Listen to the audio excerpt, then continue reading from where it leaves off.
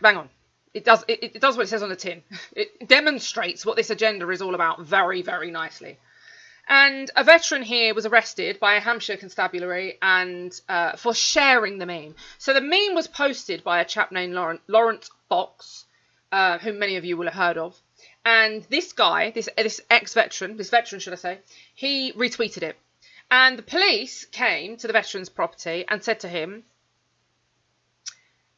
you need to take that down, and you've caused offence, blah, blah, blah. But what you can do is you can do a hate crime awareness course.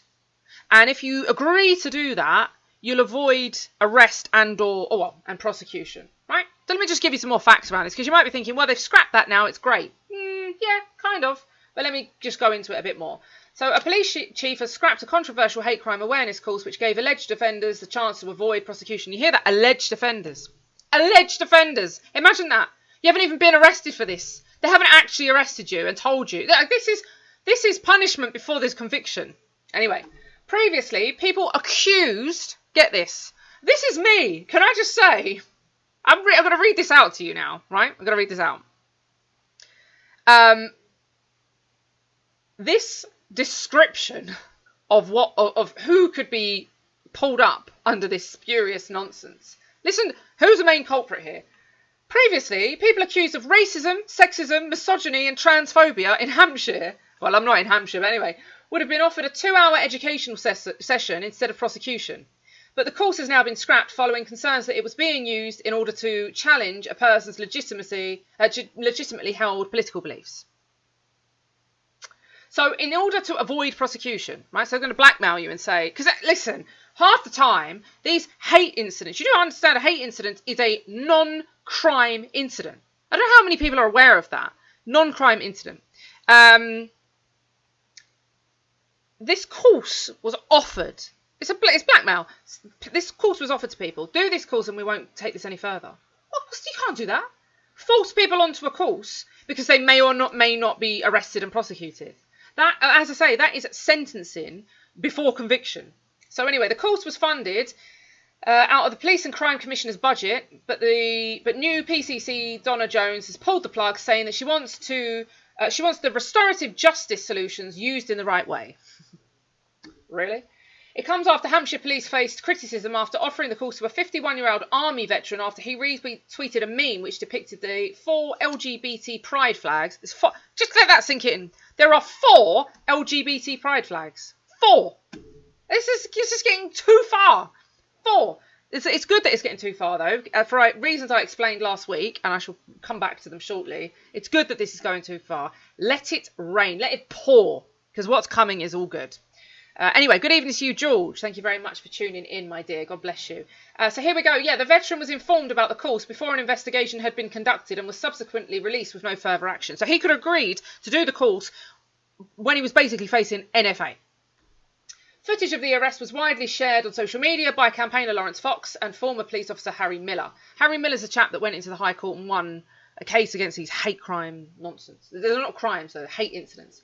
A spokesman for Hampshire Constabulary said, "We can confirm that officers explained that the hate crime awareness course would be offered as an alternative to prosecution in the event that the alleged offence was admitted." So they come to your house and say, "Did you do that?" If you say yes, they say, "Right, do you want this course or we're going to arrest you and we may or may not prosecute you." This is crazy. This is crazy stuff. Like, this is Gestapo behaviour right there. They're coming to your home and saying, "Did you do this? If you admit to doing this and you do a 2-hour course, we won't prosecute you." What is this? PCC Jones told the Telegraph on Sunday, "I inherited a restorative justice contract when I was elected into office last year, and the restorative hate crime awareness course was part of that. I have decided that the hate crime awareness course will no longer be offered in Hampshire and the Isle of Wight by way of a community resolution option. The change needs to be planned properly, but will take place in the coming weeks." Listen carefully.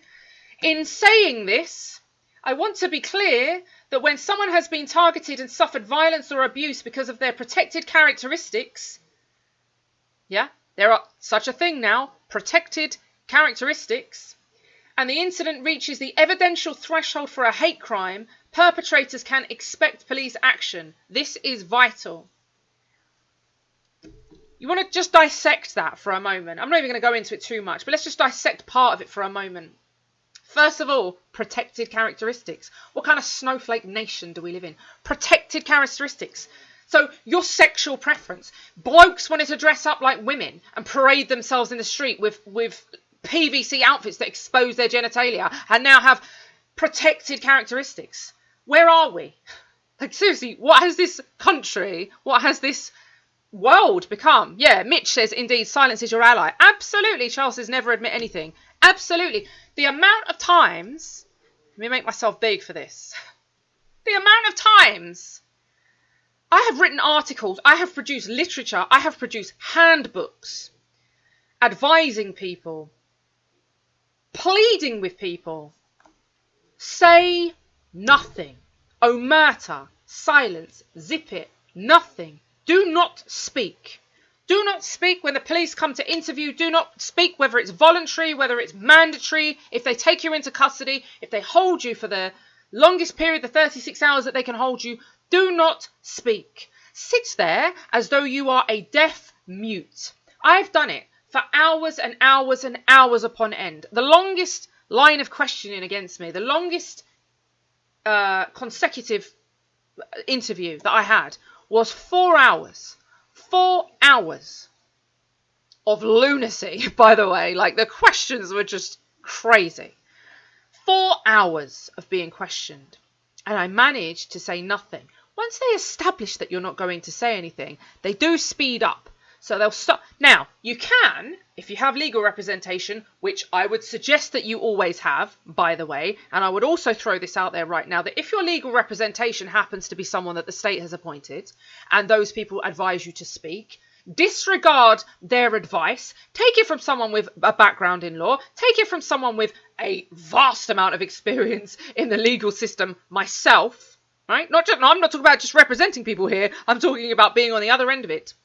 If the advice they give you is to sit and blab, disregard that advice, right? Because the likelihood is, if it's anybody watching this and you're being pulled for a reason that might be akin to any of those protected characteristic offences or hate crimes, i.e. you're a racist, you're a homophobe, you're a xenophobe, you're an Islamophobe, you're not a Zionist, I don't even know what that is, anti-Semitic, I don't even know what that is.